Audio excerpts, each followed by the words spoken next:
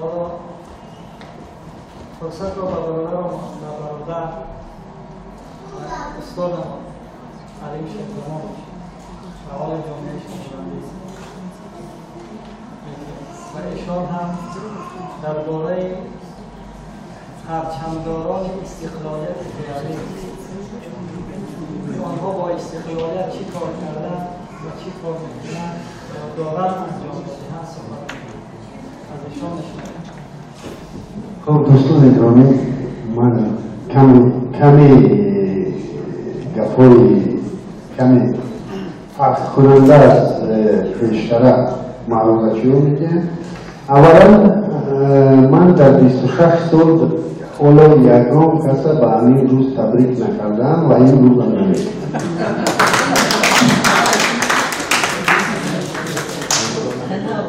خب چون که خودتون تصور کنید اما روزایی که استاد طاهر عبدالجبار یک دو نفر دیگر قطعیشان بودند و یا برای استقلال و برای زبان مبارزه می بودند 99% به طرفداری باقی‌ماندن اتحاد شوروی آواز دادن. واقعا آنها را دشنامه می کردن برای استقلال خواهیشان. واقعا یکی از آن نزدیکترین انسان‌هایی که قطعی استاد عبدالجبار بودند محمد علی عید حاضر 20 چند سال حکم ابد. اون یک نفر استقلال خواه در بینمون نیست، اون یک نفر دیگر ابدی زندان. اکثریت این روز هم در سوگوری شوروی ششتهه، چون که دل خود توجیه کرد بپرس گرباچوف دشمن میدونند، یلتسین دشمن میدونند که همون دولت خودشان از دستشون گرفتند. چه در این مردم من با روز استقلالش تبریک کنم.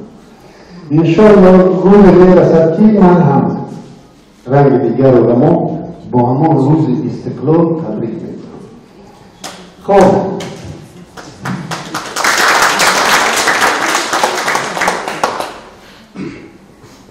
امروز تصور کنید آذر درباره حکومت موروثی ملی گفت شد. میدونید قسمت حکومت موروثی ملی کی حل شد؟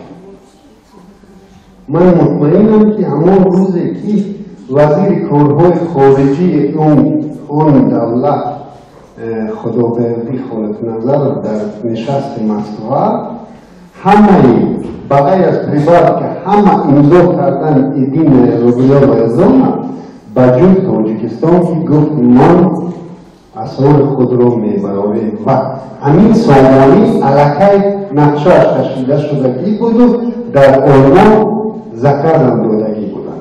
همین سامانی امروز جوری شد. متاسفانه همین شد قسمت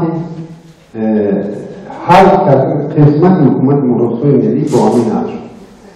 و اگر همه خبر دارید که آخرین دولتی بوده که صاحب اسرار ملی شده. یعنی تا آخر امانایی که ضد استقلالیت بودند و صاحب حکومت شدند تا آخر نخواستند استقلال باشد، مستقل باشد. تا آخر زورانی کردند که ما را در چیز روبلو با گفت روبلو رزان حقوقی موقع زوری کردن و بعد 3 ماه یک چند سون دامو میدودند و بعد 6 ماه یک چند سون تا آخر ماندن در امین گروه این روز صاحب استقلالیت شده است. نه فقط استقلالیت، من باور ندارم که در یگان دولتی دیکتاتوری، تotalitاری، автокраتی بغیر از یک گروه کوچک صاحب دولت باشد. خودتون تصور کنید چه میتوانید یک شهروند تاجیکستان رو با صاحب استقلال بودنش تبریک کنیم. البته من شکرانه میکنم که صاحب دولت هستیم و یک روز صاحب استقلالیت هم میشویم، لیکن صاحب استقلال نیستیم، چون که انسانی که خودش شخصا صاحب استقلال نیست، مستقل نیست، چطور میتواند دولتش مستقل باشد؟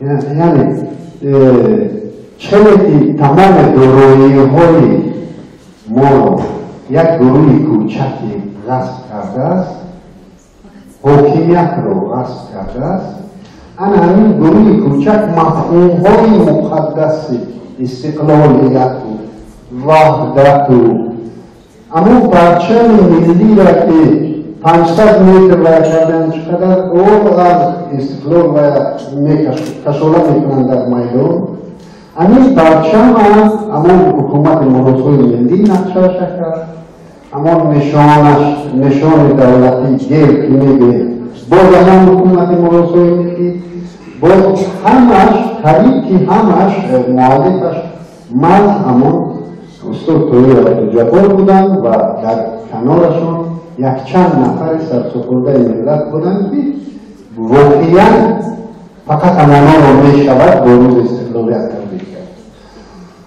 ما دیگران متاسفانه تو این روز هم آماده و استقلالیت نیستیم، چون که آدمی که آزاد بودن نمیخواهد او را آزاد کردن